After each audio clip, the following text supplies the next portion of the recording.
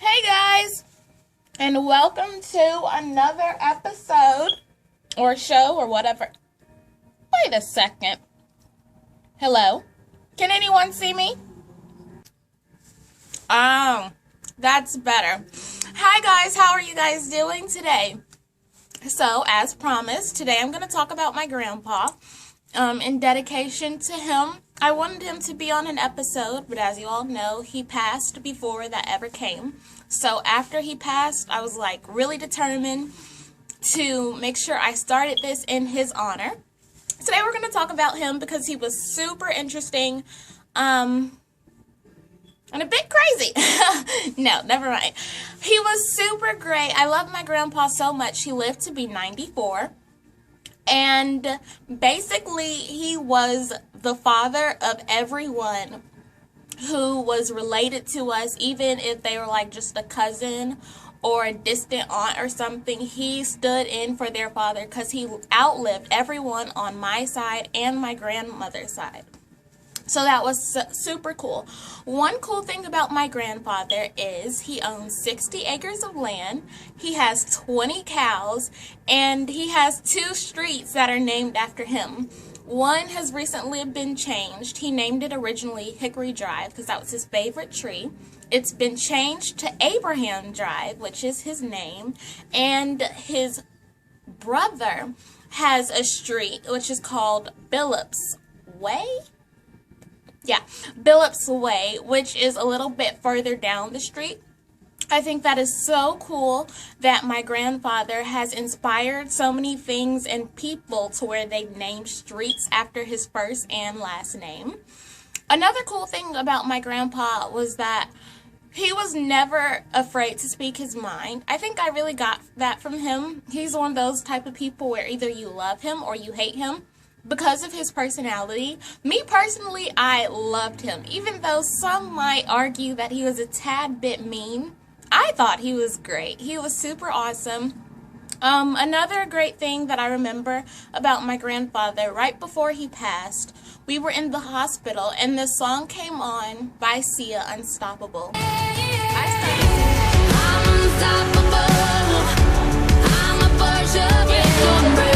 He started jamming and he was like in the hospital, like on the bed, like you would think, like, well, everybody thought that he was about to go, like this was his last few days and he was really weak, but all of a sudden he started like bobbing and bouncing and singing along with me, and I thought that was so funny. And so I said, "You like this song, Grandpa?" And he was like, "Yeah."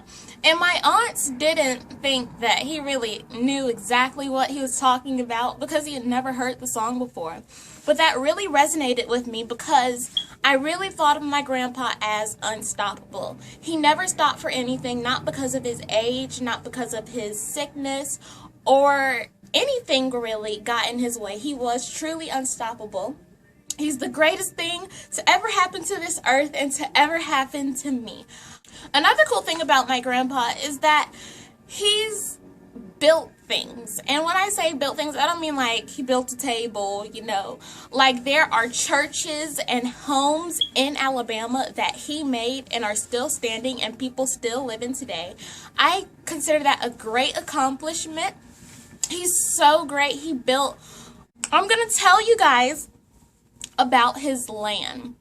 Now, his land, I already said he has 60 acres of land. What I did not mention is that there is a huge lake, like, on the land. Like, I'm the land, and here's the lake. Like, basically, they're together, and it's super cool because on every 4th of July, when it's hot, we don't have to go to a beach or anything because the beach is, like, literally in our backyards.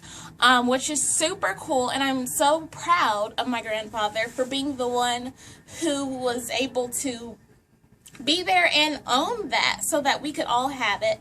One other cool thing about my grandpa is that he had 17 kids. Yes, grandpa put in work. Okay, anyway, I'm tasteful. Okay, he was super. Grandpa was super stealthy. To have 17 kids, and he raised every single one of them, and I want to shout him out for that, because nowadays some fathers don't really stick around after 1 or 2 children, but he stuck for 17 children and raised all of them, and they're all my wonderful great aunts and uncles, and I love each of them so very much. And I would name all of them for you guys, but that's just too much. Actually, never mind. We're not going to go into that. Another fun fact about my grandpa is he was in World War II.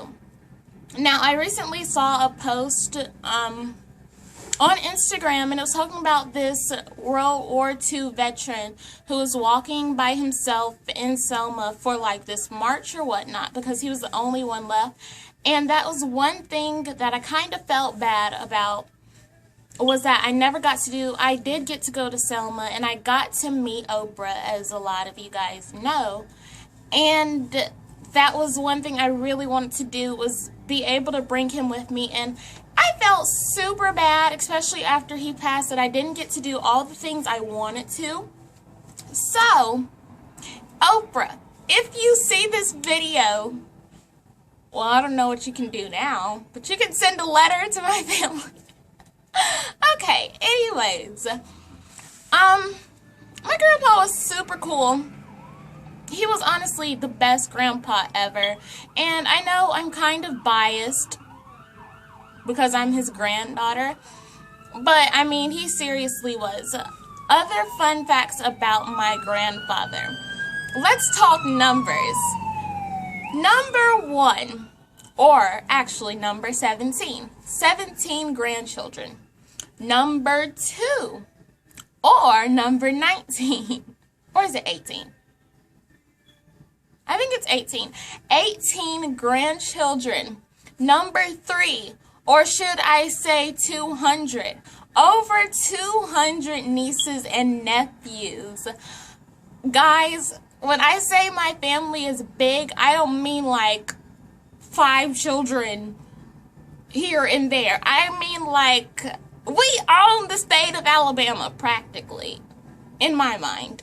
Tad bit. Whatever. But we have so much family, and it's super cool having a big family. I really like, there's this dude who's like, okay, I'm by a window because that's where the best lighting is, and there's this guy like literally looking through the window and just staring at me. This is really scary. That's all for today, guys. I kind of didn't want to, I wanted to talk about my grandpa, but I didn't want to go too in-depth, because I'm still a tad bit emotional about it, and I really don't want to cry. So we're going to move on. I'm going to talk about a current topic right now. This shade between Nicki Minaj and Demi Lovato. One, I am a die-hard Lovatic. I absolutely love Demi Lovato. I've been loving her since Camp Rock and Sunny with the Chance days, and I love her now. I know every single one of her songs, all the lyrics by heart. Like, I used to be a Nicki Minaj fan. I stopped, well, I didn't really stop, but I gave myself a break after that whole Drake Meek Mill thing, because I also love Drake. And I feel like she needs to be with Drake, so her being with Meek Mill, and then Meek Mill throwing shade at Drake, and then her not saying anything about it or defending who was supposed to be her best friend, I thought that was super sick, because if anybody knows me, they know, even if I don't consider you my best friend, if you're even associated with me like a tad bit, if somebody messes with you, that's over. It's over, finito. I am coming to your defense, even if you don't need defending. If you can fight your own battles, I'm gonna be like, shut up, it's okay, I'm fighting it anyway. Because that's just how I am. I'm super protective over the people I love, and even the people I just like. I don't have to love you. And even if I don't like you at all, but like, I don't hate you, then I'll still defend you, because I don't like bullying of any kind. And that's what I feel like Nicki Minaj does a lot, and I'm no longer a fan because I don't condone that behavior. But I especially do not condone it with my queen, Demetria Devon Lovato. Absolutely not. No one can mess with her. Also, to these internet trolls, I dare y'all to say... Okay, never mind. I don't dare you. But honestly, I got thick skin, so y'all can talk trash all you want to. I really don't care. That's all there is to it. I think with her disorder, she has come out and said that she has bipolar disorder. Like, guys, like, seriously, give her a break. Like... It makes no sense. And people who follow Nicki Minaj and think she's the greatest thing ever, you guys probably have terrible attitudes as well.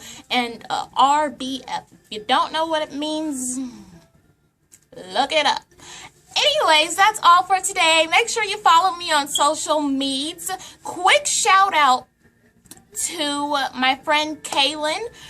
I just want to wish you the best birthday ever and best of luck in you guys' career with Glamour. You guys make sure you check them out. I'm going to include a link in there in my bio for you guys to check out some of their music. They're super talented and they're from right here in the ATL. Woo woo. All right, love you guys.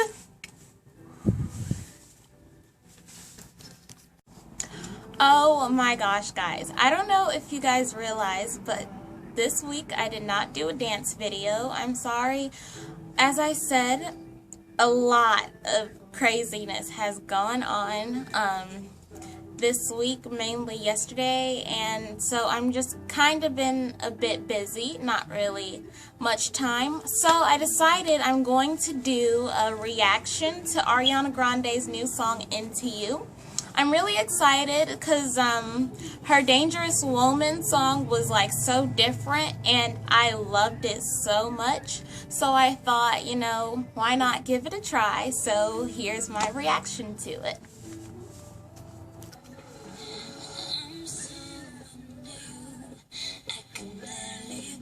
I don't know if you guys can hear it. It's going to be a little bit muted so that copyright issues, you know, but sounds really good right now.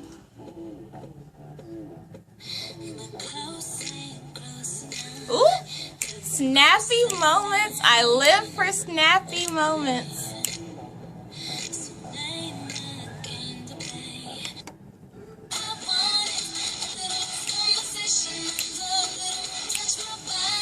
Yes, Ariana.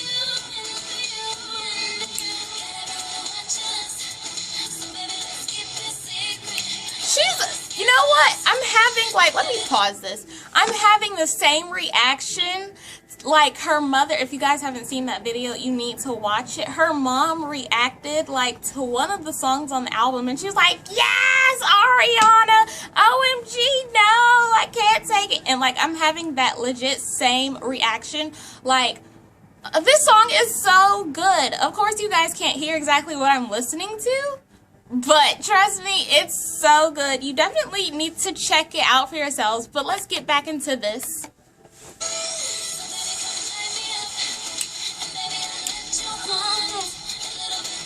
Yeah, I'm going to need to learn the lyrics by the end of the day, because this is a jammer, or as some people call it, a bop.